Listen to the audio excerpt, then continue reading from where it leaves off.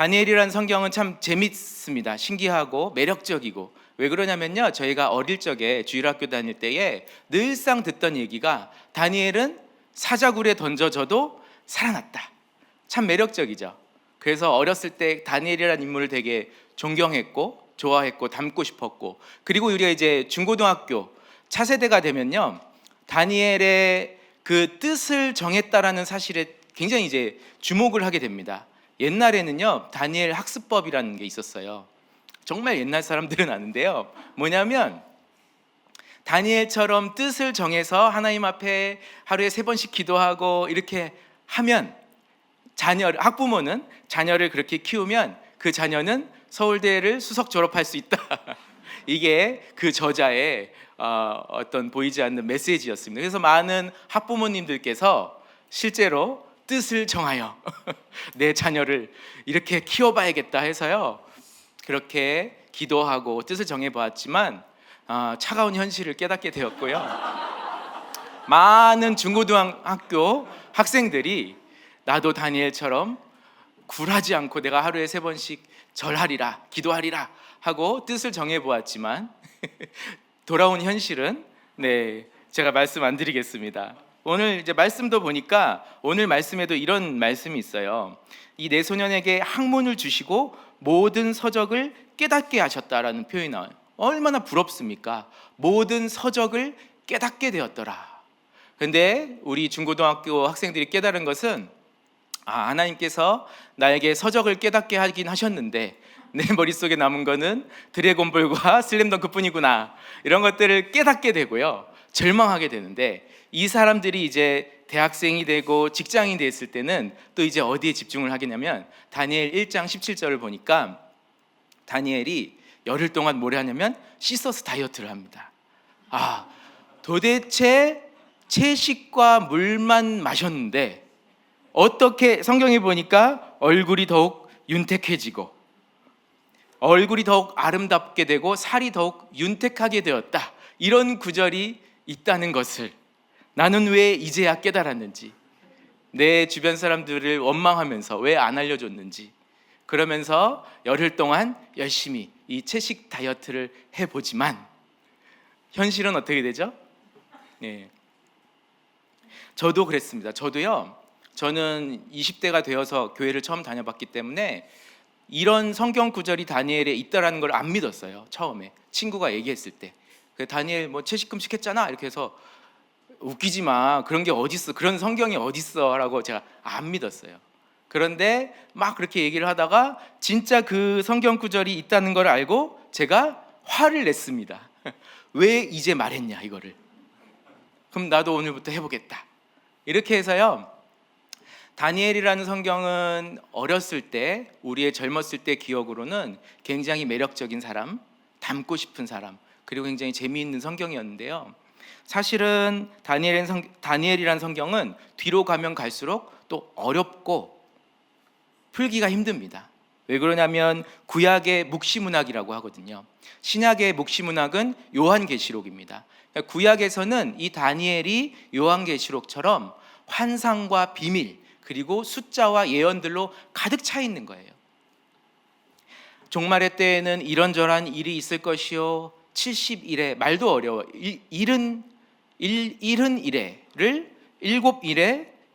62일에, 그리고 한 일회가 지날 것이요, 이렇게 표현하고요, 그 다음에 한 때와 두 때와 반 때를 지나리라. 1290일을 지나고 1335일까지 기다리는 자는 복이 있으리라. 이런 구절들이 계속 나오는 거예요. 그러니까 우리의 생각은 어떻게 되냐면, 다니엘을 읽으면서 처음에는 어렵다, 이거 어떻게 풀지? 두 번째는 어떤 생각이 드냐면 풀고 싶다. 맞추고 싶다. 이 도대체 1335일은 뭐지? 70일에 70일에는 뭘 뜻하는 거지? 여러분들, 일해라고 하는 단어는 히브리어로 샤부아라는 단어인데요, 뜻이 뭐냐면 7일, 일주일이란 뜻이 있고요, 그 다음에 또 어떻게도 뜻이 있냐면 7날, 7기간, 어떠한 한 7개의 기간이란 뜻도 있어요. 그러니까 우리가 70일에라고 했을 때 만약에 일회를 7일로 보면은 어떻게 돼요? 70 곱하기 7이니까 490일, 70주가 되죠. 근데 이 이래라는 단어를 그렇게 해석하지 않고 그냥 7기간으로 해석을 했을 때에는 7년이 될 수도 있겠고, 예레미야에게 얘기한 70년이 될 수도 있겠고, 만약에 7년으로 해석을 하게 되면 490년이 되고, 70년으로 이래를 해석하게 되면 네, 4,900? 예. 그러니까요, 여러분들은 어떻게 생각하세요? 흔일에 70일에는 과연 70주일까요? 70년일까요? 예레미야에게 얘기한, 아니면 490년일까요? 491일까요? 모르죠. 우리가 그걸 어떻게 풀어요? 많은 사람들이 이걸 이제 풀려고 노력을 하는데요, 우리는 정확하게 풀 수는 없습니다. 하지만 우리가 분명히 알 수 있는 것은 뭐냐면, 하나님께서 이 일흔 이래라고 하는, 그리고 한때와 두때와 반때라고 하는 하나님의 그 어떤 정해진 기간이 반드시 있다. 반드시 그 기간이 올 것이다. 그리고 시간이 지나면 반드시 기간이 끝날 것이다. 우리 여기까지는 확실히 알 수 있잖아요. 그래서 다니엘이라는 성경은요, 숫자에 대해서, 종말에 대해서 억지로 풀 수도 없거니와 억지로 풀려고 해서도 안 됩니다. 그러므로 오늘 저와 여러분들은 다니엘을 보면서 하나님이 정한 때 그 기간을 주신 이유가 과연 무엇인지, 그리고 다니엘의 삶을 통해서 우리에게 나타내시고자 하는 하나님의 그 뜻, 마음은 무엇인지, 그거를 먼저 살펴보면 좋을 것 같습니다. 괜찮으시죠? 예, 오늘 본문 다시 한번 읽어볼까요? 1장 17절, 하나님이 이 네 소년에게 학문을 주시고 모든 서적을 깨닫게 하시고 지혜를 주셨으니 다니엘은 또 모든 환상과 꿈을 깨달아 알더라. 하나님이 다니엘에게 지혜를 주셨다고 나오는데, 특별히 어떤 능력을 주셨냐면 모든 환상과 꿈을 깨닫는 능력을 주셨어요. 다니엘을 전반적으로 보다 보면요, 두 가지의 대치되는 구조가 나옵니다. 그것은 뭐냐면 환상과 현실입니다. 하나님이 보이시는 환상과 꿈의 세계가 있고, 그리고 다니엘이 실제로 그 포로기 때 바벨론에 사로잡혀 와 있는 그 현실 세계가, 이 두 가지 구조가 계속해서 대치되는 구조로 나아갑니다. 다니엘 2장을 한번 보면요, 느부갓네살 왕이 등장하거든요. 근데 이 왕이요, 어느 날 꿈을 꾸는데 이게 심상치 않은 거예요. 그래서 왕이 번민하여서 잠을 자지 못하였다고 되어 있는데, 재밌는 것은 왕이요, 모든 이제 박수와 술객, 점쟁이들을 다 불러 모은 다음에 이렇게 얘기하는 거예요. 내가 꾼 꿈을 해몽하라. 이렇게 얘기한 게 아니라 뭐라고 얘기했냐면, 내가 무슨 꿈을 꿨는지 말하라. 그리고 해석해라. 이걸 어떻게 해석해요, 여러분들? 꿈이라도 말해야지 뭘 이렇게 좀 하죠. 근데 다 모으고 난 다음에 내가 꾼 꿈을 먼저 말해, 네가. 그리고 해석해라. 그러니까 아무도 못 맞추죠. 그런데요, 이 느부갓네살 왕은요, 이 꿈의 진심입니다. 이게 보통 꿈이 아닌 거예요. 도저히 나는 이건 그래서 이 느부갓네살 왕이 뭐라고 하냐면, 이 꿈을 말하지 않으면 다 죽여버리겠다. 너네 박수와 술객과 점쟁이들 내가 다 죽이겠다. 그래서 막 죽이려고 하는데, 그때 다니엘이 나타나서 이 꿈도 말하고 해석도 합니다. 내용이 뭐예요? 내용이 뭐냐면, 하나님께서 이 왕의 나라를 일으켜 주셨는데 이 왕의 나라가 망할 것이다.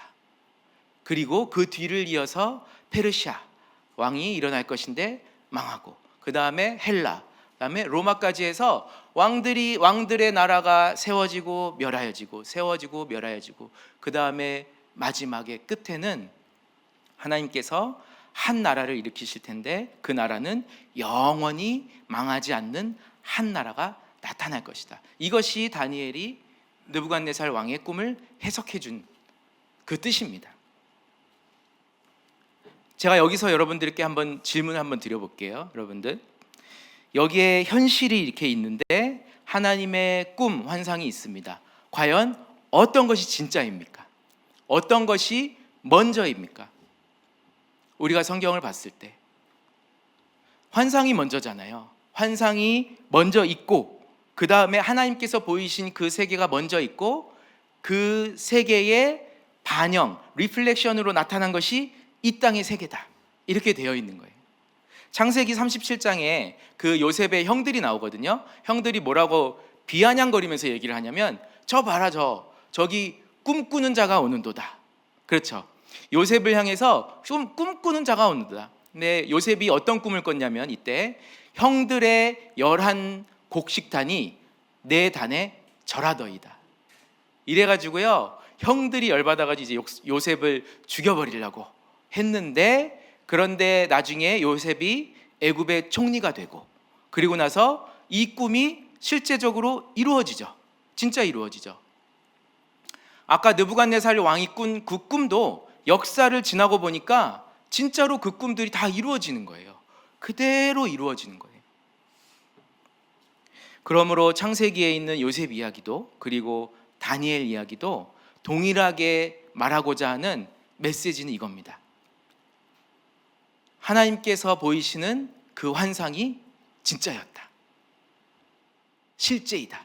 그리고 우리의 현실이 판타지였다. 이것이 다니엘에서 말하고자 하는 중요한 메시지입니다.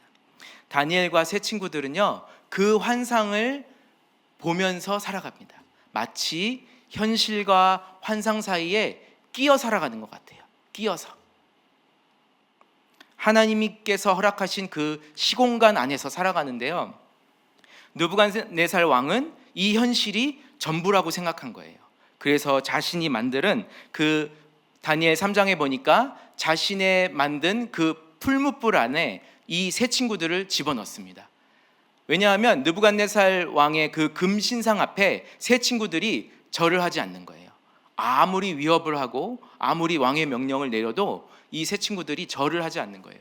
그래서 느부갓네살 왕은 풀무불 안에 이 세 친구들을 넣습니다. 그런데 이상한 일이 벌어지죠.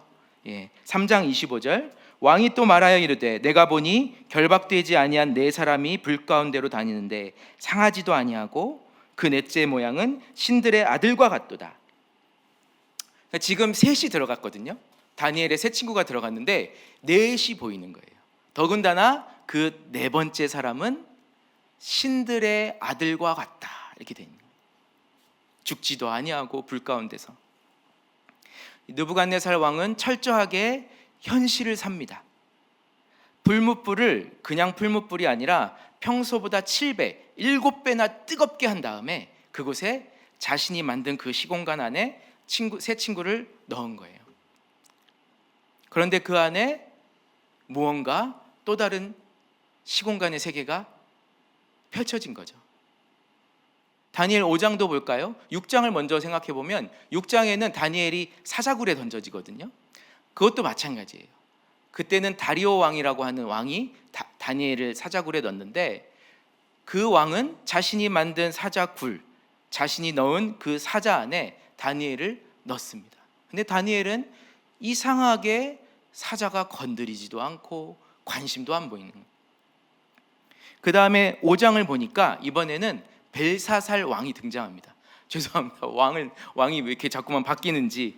벨사살 왕이 등장해가지고요 큰 잔치를 베푸는데 어떻게 했냐면 예루살렘 성전에서 탈취해온 금그릇, 은그릇들 갖고 와가지고요 다 탈취해 와가지고요 그날은 잔치를 베풀어가지고 그 금그릇에다가 술을 마시는 거예요. 그러면서 막 우상을 찬양하면서 그러면서 막 즐기고 있는데 그때 갑자기 뭐가 나타나죠? 손가락들이 벽에 나타나가지고요 벽에다 이렇게 글씨를 쓰는 거예요. 메네 데겔 우바라신, 딱 글씨를 쓰니까 이 왕의 즐기던 얼굴빛이 변하고 그 생각이 변민하여 넓적다리가 마디가 녹는 듯하고 그의 무릎이 서로 부딪힌지라. 이 환상에서 나타난 손가락 때문에 이 왕이요 무릎을 덜덜덜덜 떠는 거예요. 결국 이 해석도 다니엘이 합니다. 다니엘이 뭐라고 해석을 하냐면 메네 데겔 우바르신, 왕의 나라를 저울에 달아보니 왕의 나라가 이미 끝났습니다. 그날 밤에 이 벨사살 왕이 죽임을 당합니다. 하나님께서 그 당시 패권을 쥐고 있던 이 왕들에게 꿈과 환상을 보이시는데요. 이 환상이 이 땅의 역사에 침투할 뿐만 아니라 이 환상이 나타날 때는 어떻게 나타나냐면요, 이 현실을 부정하고 심판하는 방식으로 나타나는 거예요. 이것이 다니엘서에 나타나는 굉장히 중요한 메시지입니다. 2장 21절, 그는 때와 계절을 바꾸시며 왕들을 패하시고 왕들을 세우시며 지혜자에게 지혜를 주시고. 그러니까 하나님께서 70일에 그리고 한때와 두때 반때라고 하는 이런 기한을 정했다, 내가 정했다라고 하시는 그 의미는 뭐냐면 그 정하신 때가 되면 심판이 올 것이다, 이 의미입니다. 여기서 무엇을 심판하시냐면 하나님께서 이 땅에 나타나실 때 이 현실을 심판하시면서 나타나시는데 무엇을 심판하시냐면 이 현실이 가지고 있는 종말성, 우리의 모든 죄악들, 세상 나라의 덧없음과 무너질 나라들, 우리의 모든 우상 숭배, 이 땅의 모든 왕들과 나라들을 심판하시고, 그리고 은밀하게 있던 그 영원한 망하지 아니할 그 나라를 하나님께서 소개하시는 겁니다. 2장 44절 또 한번 읽어볼게요. 이 여러 왕들의 시대에 하늘의 하나님이 한 나라를 세우시리니 이것은 영원히 망하지도 아니할 것이요 그 국권이 다른 백성에게로 돌아가지도 아니할 것이요 도리어 이 모든 나라를 쳐서 멸망시키고 영원히 설 것이라. 45절, 손대지 아니한 돌이 산에서 나와서 쇠와 놋과 진흙과 은과 금을 부서뜨린 것을 왕께서 보신 것은 크신 하나님이 장래일을 왕께 알게 하신 것이라. 이 꿈은 참되고 이 해석은 확실하시니라 하니. 그러므로 다니엘의 핵심 내용은요, 하나님께서 이 땅을 심판하신다라는 뜻입니다. 이것이요, 다니엘의 이름의 뜻이에요. 다니엘 이름 뜻이 뭐냐면 하나님은 재판관이시다, 하나님께서 심판하신다라는 뜻이 다니엘이란 뜻입니다. 여기서도 제가 또 한번 여러분들께 질문 하나 드릴게요. 여러분들은 하나님께서 이 땅을 심판하신다라고 하는 이 말이 여러분들에게는 굉장히 두렵고 분한 일입니까? 아니면 기쁜 소식입니까? 한번 생각해 보시겠어요? 하나님께서 이 땅을, 이 나라를 심판하시겠다 라고 하는 이 말이 우리에게는 과연 기쁜 소식, 복된 메시지일까요? 아니면 굉장히 두렵고 굉장히 화나는 분한 일일까요? 성경에서는요, 그 심판이, 환상이 현실을 심판할 때에 그 심판이 두렵고 분한 사람을 성경에서는 이렇게 두 글자로 말합니다. 부자.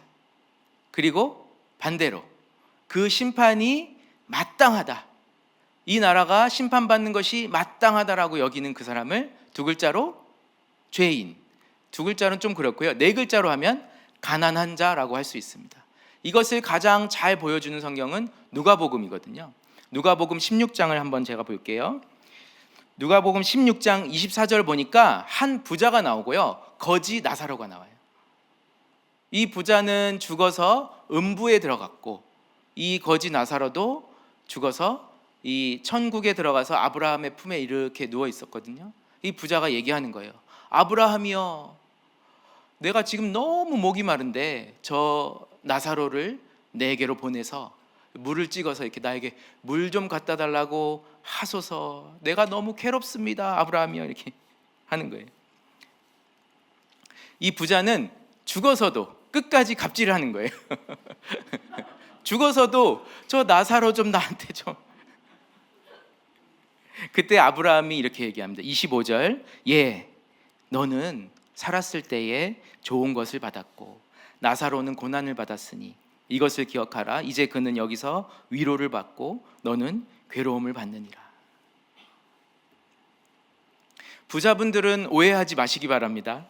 부자는 천국에 들어가기가 힘들다고 할 때 그 부자가 누구냐면요, 한번 들어보세요. 이 땅이 현실이 전부라고 생각하고 자기의 나라를 세워가는 모든 사람은 부자입니다. 돈이 한 푼도 없는 사람이더라도 이 땅이 전부라고 생각하면서 자신의 나라를 세워간 그 사람이 바로 성경에서 말하는 부자입니다. 부자는 천국에 들어가기 힘들다. 반대로요, 가난한 자는요, 내가 세워왔던 그 나라와 이 현실이 심판받아 마땅하다라고 말하면서 그 사람은요, 재산이 몇 천억, 몇 조라고 해도 그 사람은 가난한 자가 되는 겁니다. 예수님께서는 이 가난한 자와 죄인들을 해방시키기 위해서 오셨죠. 자유케 하시기 위해 오셨죠. 거지 나사로에게는요, 그래서 이 하나님께서 이 땅을 심판하신다라는 이 메시지가요, 거지 나사로에게는 기쁜 소식, 해방 일지가 되는 겁니다. 그 소식이 두렵고 분한 것이 아니라, 아, 나에게도 구원이 임하는구나. 이 나사로에게는, 가난한 자에게는 그 복음은 해방일지가 됩니다. 이 땅에서 거지라고 무시당하고 가난한 자의 모습으로 살다가 주님의 나라를 발견한 사람.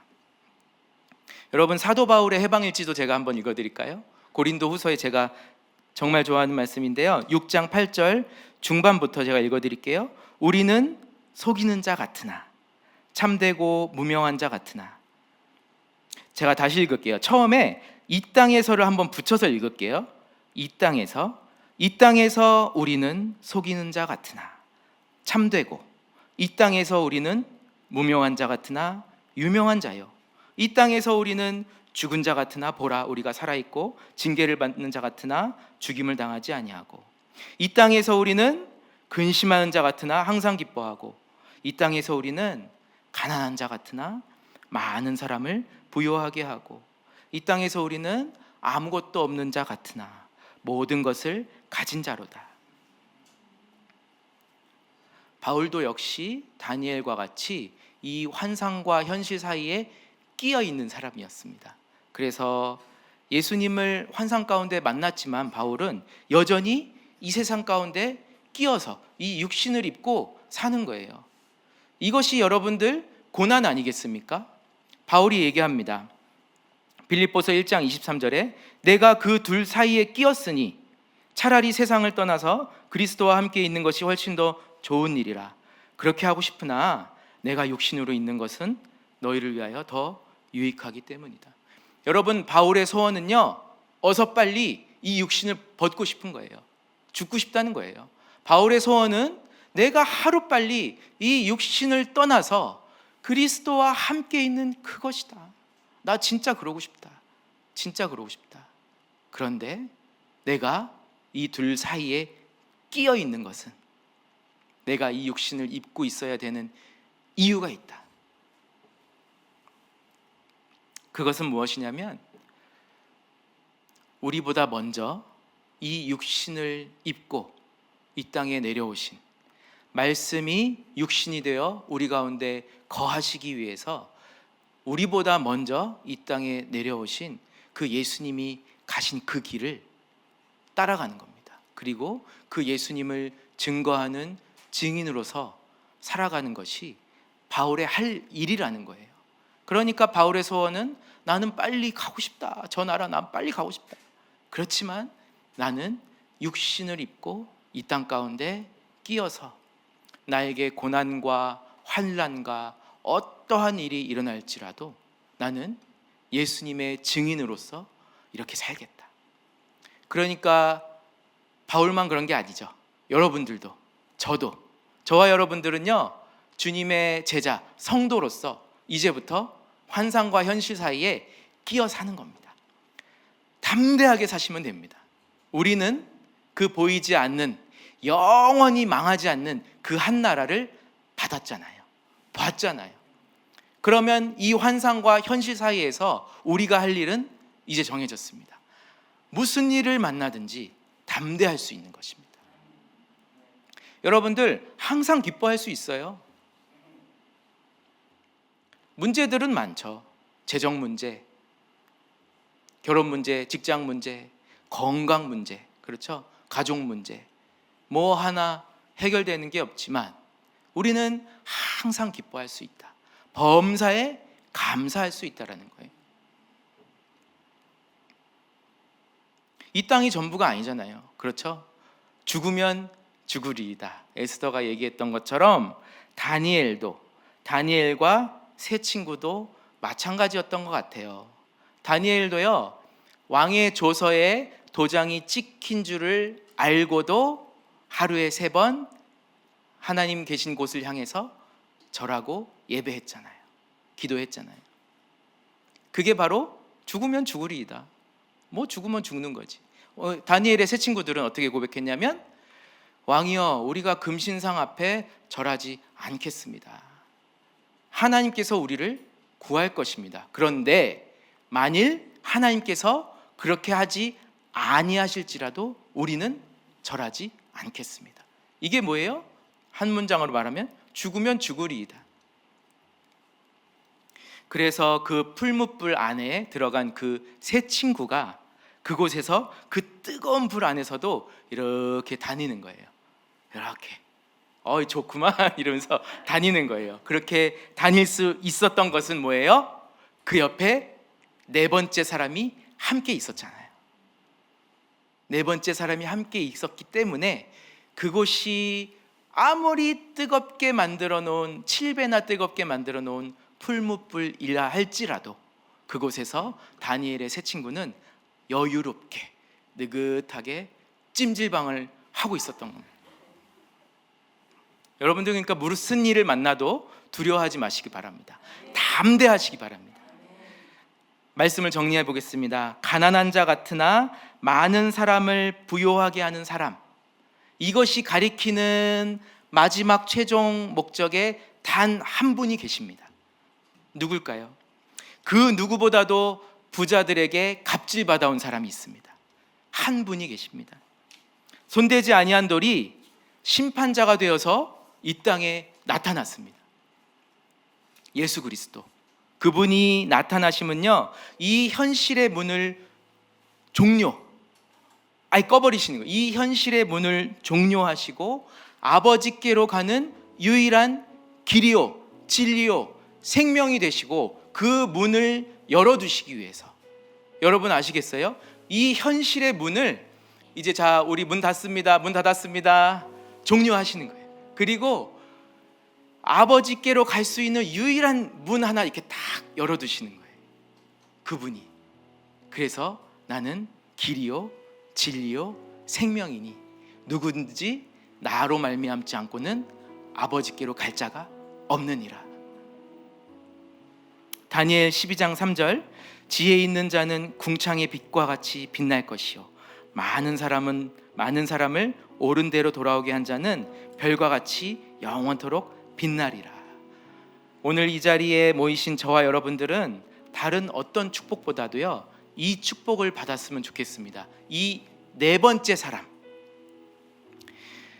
우리와 함께 마치 여러분들 보세요. 이 땅의 현실이 우리가 살고 있는 이 세계가 고난이라고 생각될 때, 여러분들 정말 그럴 때 있지 않습니까? 정말 죽을 만큼 힘들 때, 내가 신앙생활도 열심히 했고 나는 싸워왔고 기도도 하고 예배도 빠지지 않고 막 했는데, 그런데도 뭔가 이 현실이 나를 가만두지 않을 때, 정말 너무 힘들 때, 여러분들 한번 상상을 해보세요.